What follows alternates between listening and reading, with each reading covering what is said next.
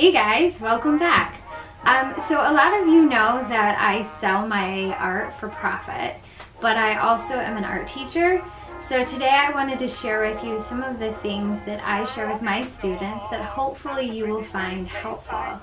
I also made a QuickTime video of a recent painting that I did.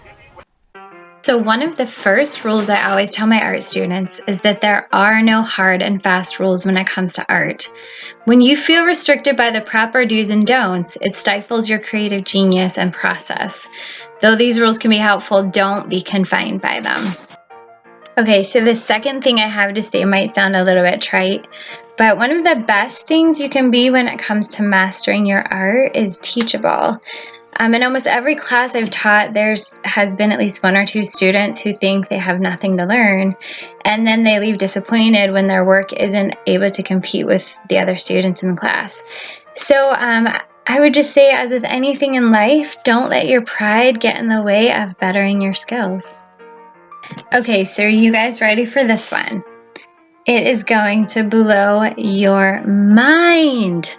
So here's my next golden nugget of advice. Practice. Practice really does make perfect. In my classes, a lot of my students swear that they have little to no talent. But by the time the class is over, they've created beautiful works of art through forced practice. Because you guys, I'm a slave driver. But they say you should try to draw or paint every day to hone your skill. And I, for one, a busy schedule, kids, all that stuff, I know that doesn't always feel possible or even close to realistic. But doodle at your desk or on the subway commute on the way home or on a napkin at a restaurant, whatever works, to try to hone those skills. So the next thing is finding your own artistic style.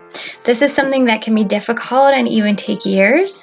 It took me a really long time, and I'm not convinced that I'm really even there yet. But I know something that helped me was immersing myself in art and focusing on what kind of art I was attracted to.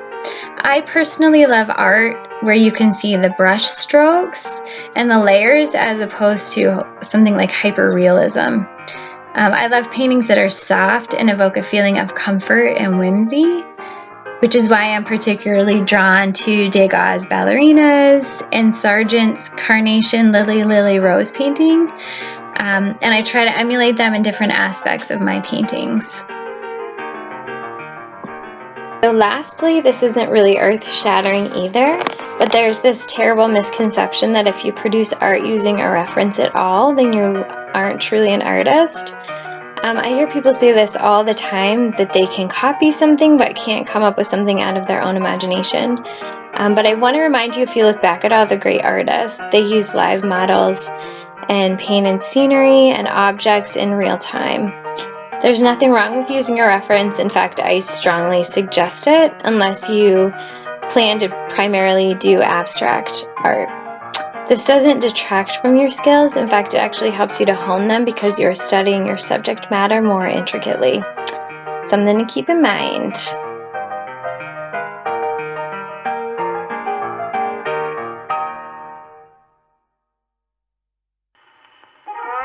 So hopefully that was helpful to you.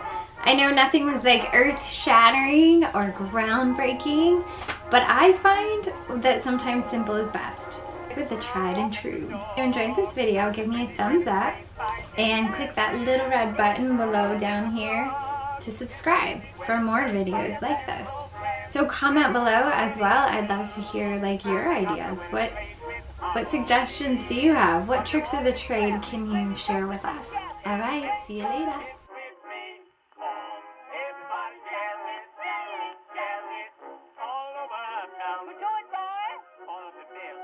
Throughout the land, dancing and prancing,